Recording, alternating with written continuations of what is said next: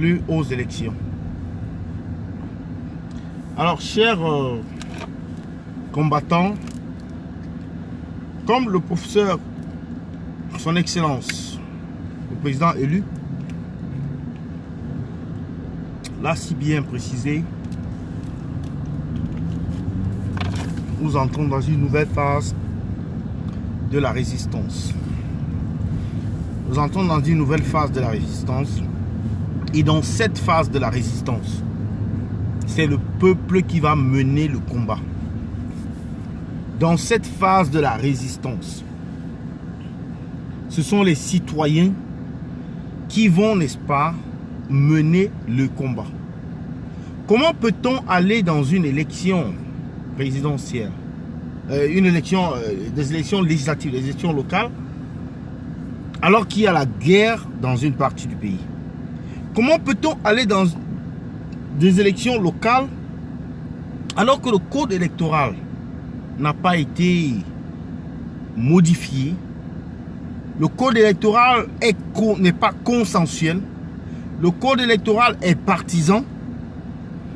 Que les mêmes causes produisant, n'est-ce pas, les mêmes effets vont nous conduire vraisemblablement à un autre hold-up électoral. Ce sont ces mêmes sardinats-là qui se moquaient déjà du nom hold-up électoral. Questionnons où est passé dans votre hold-up électoral. Ce sont ces mêmes sardinats-là qui aujourd'hui font semblant de nous aimer plus que nous-mêmes. Il y a cela, mais il y a également le fait que Mamadou Mota reste en prison. Que les sardinats ont gardé Mamadou Mota en otage. Ils ont pris Mamadou Mota et d'autres militants importants du MRC en otage. Libérez également Paul Tchouta, que vous avez pris en otage. Ça, c'est une chose. Ça fait partie, n'est-ce pas, des fraudes préélectorales. Parce que même l'emprisonnement des leaders du MRC, ça fait partie des fraudes préélectorales. L'emprisonnement, 9 mois de privation de liberté, ça, c'était le début des fraudes préélectorales. Maintenant, on avance. On avance avec les menaces de mort. Les menaces de mort. Menaces de mort. Comment peut-on comprendre que dans un pays où la Constitution reconnaît le droit de manifester, le droit de se réunir, le droit, n'est-ce pas, de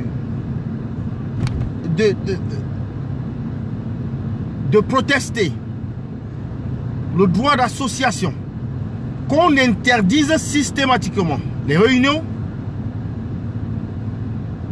n'est-ce pas, les marches pacifiques, qu'on interdise aux partis politiques de fonctionner. Et le surcroît, qu'on boycotte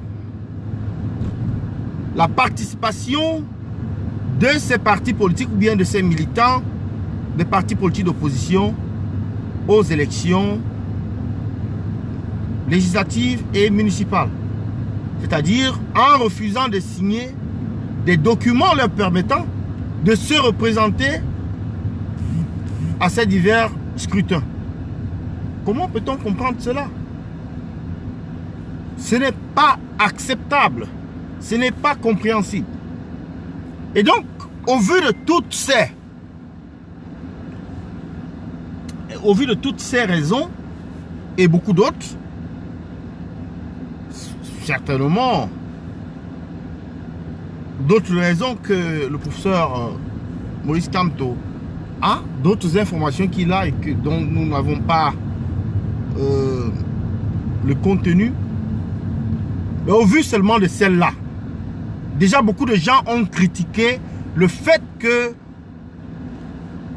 Maurice Kamto avait décidé d'aller aux élections. C'était pour avoir la preuve ultime que ça ne sert à rien d'y aller. Il n'avait pas annoncé le départ n'est-ce pas, la participation aux élections parce qu'il aimait tellement les élections. Parce que son but, c'est d'avoir des députés. Non? À quoi ça sert d'avoir une vingtaine de députés dans une assemblée où il y a une... Comment je peux dire? Une majorité écrasante de députés sardinards. À quoi cela sert?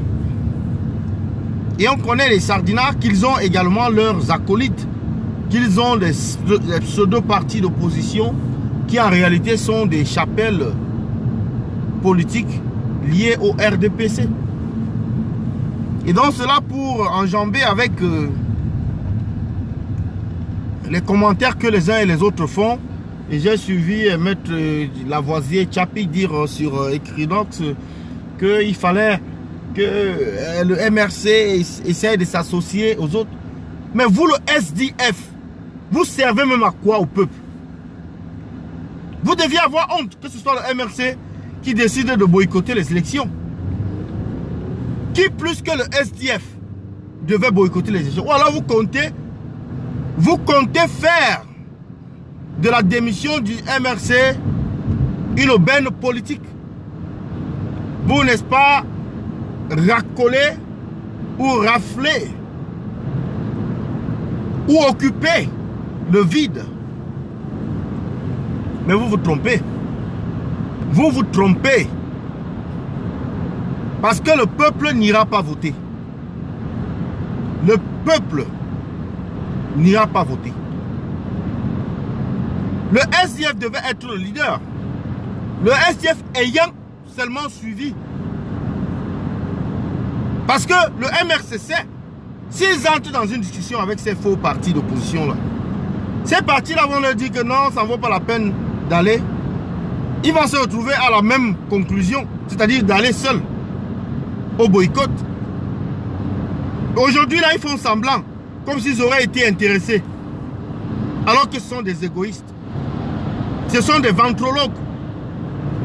Ce sont des marchands. C'est-à-dire, comment je peux dire ça? Ils sont des mercenaires politiques. Des mercenaires politiques. C'est ce qu'ils sont. Donc nous saluons la décision du MRC d'aller aux élections. Et la passe de par ses communicateurs.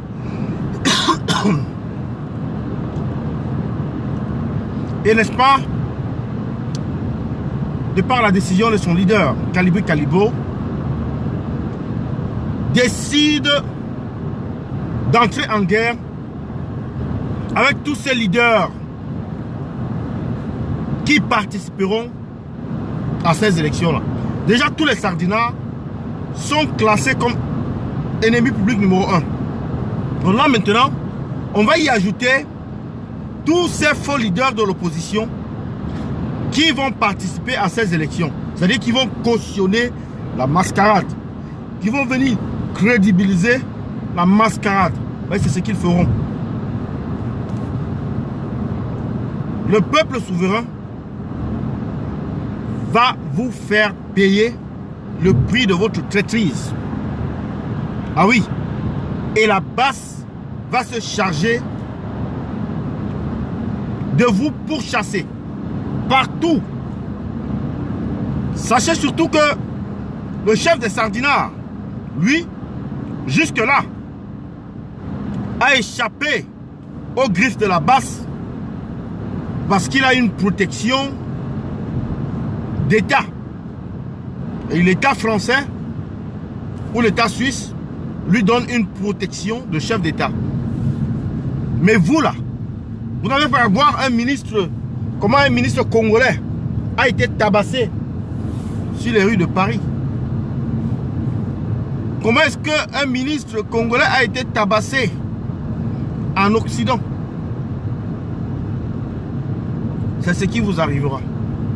Donc réfléchissez très bien. Réfléchissez très bien avant de vous engager. Parce que cette fois-ci, nous n'allons pas rigoler avec vous. Je dois saluer aujourd'hui, n'est-ce pas, l'initiative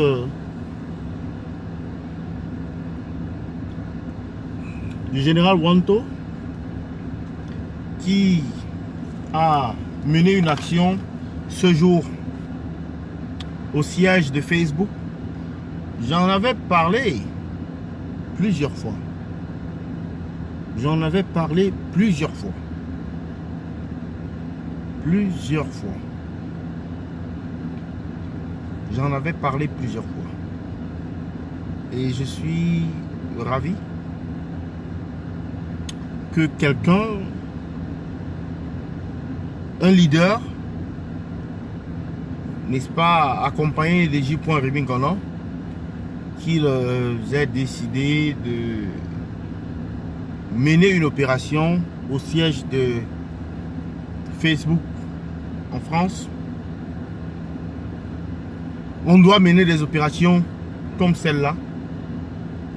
On doit mener des opérations coup de force comme celle-là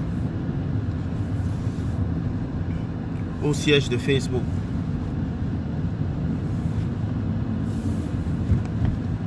On doit y aller même de manière musclée, nombreux, pour que les médias s'y intéressent.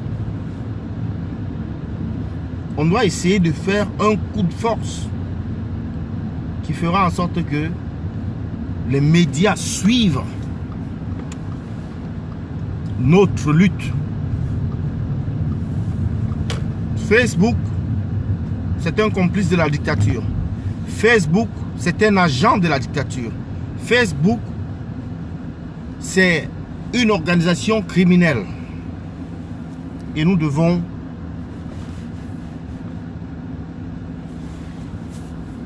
le démontrer à la presse, aux médias. Nous devons le faire savoir aux médias. C'est pourquoi je salue, n'est-ce pas, la démarche du général Wanto aujourd'hui avec J.Rémy Ngono qui était, n'est-ce pas, sur le terrain là pour exposer cette dictature.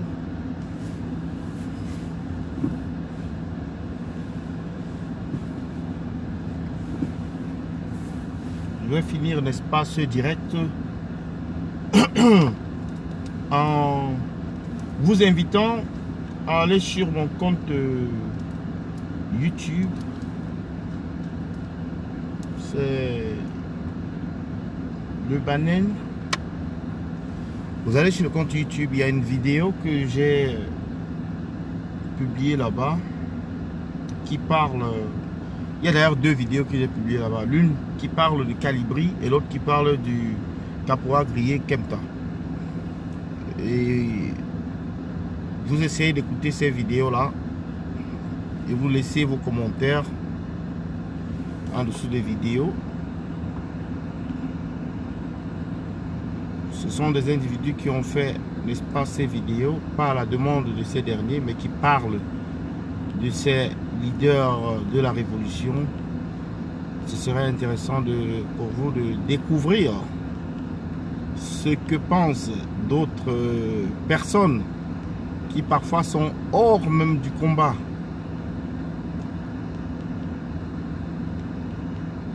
Parce qu'il y a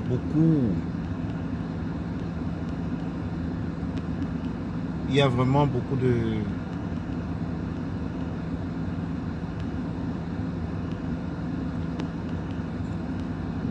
parasites, beaucoup d'éléments perturbateurs dans ce combat.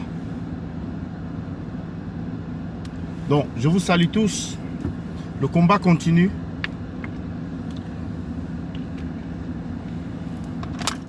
À partir de la mort, nous vaincrons.